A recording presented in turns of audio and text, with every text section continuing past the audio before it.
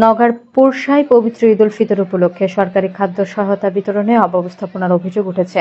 মঙ্গলবার সকালে উপজেলার ৫ নম্বর ঘাটনগর ইউনিয়নে ভিজিএফের চাউল বিতরণ শুরু হলে স্থানীয় বাসিন্দারা তালিকা প্রণয়নে স্বজনপ্রীতি এবং অনিয়মের প্রতিবাদ জানান।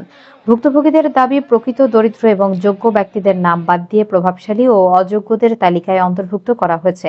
এ নিয়ে ইউনিয়ন পরিষদে হট্টগোল শুরু হলে চেয়ারম্যান বজলুর রহমান চাউল বিতরণ কার্যক্রম স্থগিত ঘোষণা করেন।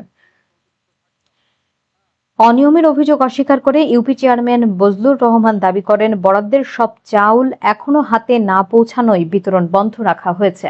তার তথ্য মতে ইউনিয়নে এবার ১,১৫৩ বস্তা চাউল বরাদ্দ এসেছে, যা আগামী ২-১ দিনের মধ্যে বিতরণ করা হবে।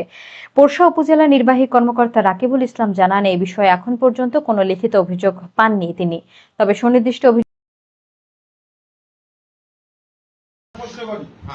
আপনি এই চালটা গতকালকে আসছে, এটা কিন্তু নিয়ম নয়, গতকালকে আসছে এই চালটা আপনি বিতরণ শুরু করতে যাচ্ছিলেন সকাল থেকে, ঠিক আছে? বিতরণ দেওয়া গেল, এই চালটা হয়ে শেষ হয়ে গেল, আপনারা ডান বাম করে এই করে থামেন। ৬০০ লোকে কি খবর দিয়েছেন আপনারা? আমরা জানি ৬০০ লোকে খবর দিয়েছেন। ৩৬৬০ লোকের মধ্যে ৬০০ লোক খবর দেওয়া, ৬০০ মানে ৩১৮০০, তাই না? ৩১৮০০ লোক খবর দিয়েছেন। বাকি যেই ৩৬৬০ না ১৮০০ লোক না। আর ভাই কথা আমার শোনেন আগে, কথাটা আমাদের আমার কথা হলো ৩১৮ না ১৮০০ জনের চাউল এখানে আছে। ৩৬৬০ মধ্যে ১৮০০ জনের চাউল এখানে আছে। আমরা মনে করতেছি বা আমরা জানতেছি এই জিনিসটা, যে বাকি যে চাউলটা, সেই চাউলটা আর আসতো না। এখান থেকে ১৮০০ জনই খবর পাইছে, বাকিগুলো খবর পায়নি। না না না, আর আমি বলি কথাটা, হ্যাঁ এই জিনিসটা এইভাবে বিতরণ করে বাকিটা হলো আমাদের গাড়ি এই খবর আমি বলি কথা, আমরা এখানে আছি। আমি বলি শোনা, যখন জন্য গাড়ি যখন এই সাংবাদিক সাহেবরা লোকজন যেখানে আসছে, তখন আপনার চালটা আবার নিয়ে আসতেছে। কথাটা আমার এটা জনগণের কথা,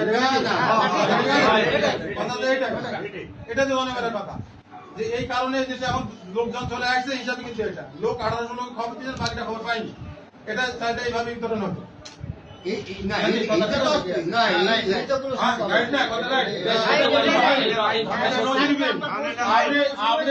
আপনি ঘরে ধান চাউল উঠেছে, আপনার চাউল বাজার না নিতে দিই আপনি তরকারি রান্না হয়ে যাবে?